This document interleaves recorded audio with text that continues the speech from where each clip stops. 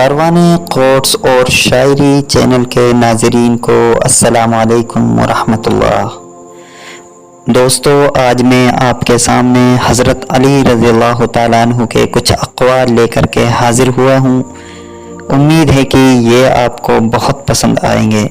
ہماری زندگی میں کام آنے والی چیزوں میں بہت اہم ہیں یہ اقوال۔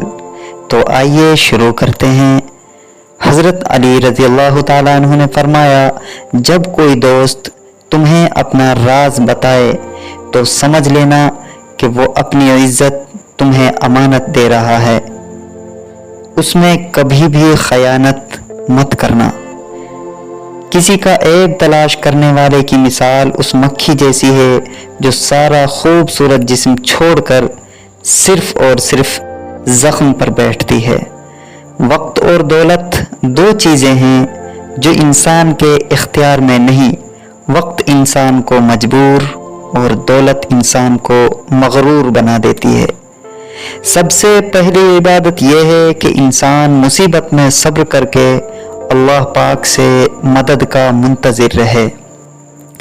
کامیابی حوصلوں سے ملتی ہے، حوصلے دوستوں سے ملتے ہیں، دوست مقدروں سے ملتے ہیں اور مقدر انسان خود بناتا ہے۔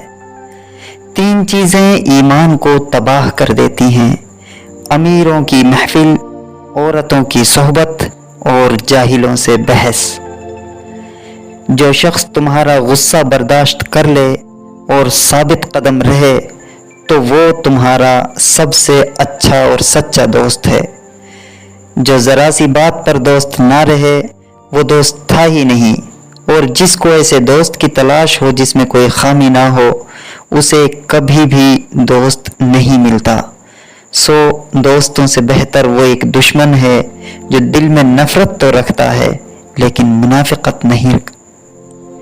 ایسے غربت پر صبر کرنا جس میں عزت محفوظ ہو اس امیری سے بہتر ہے جس میں ذلت و رسوائی ہو۔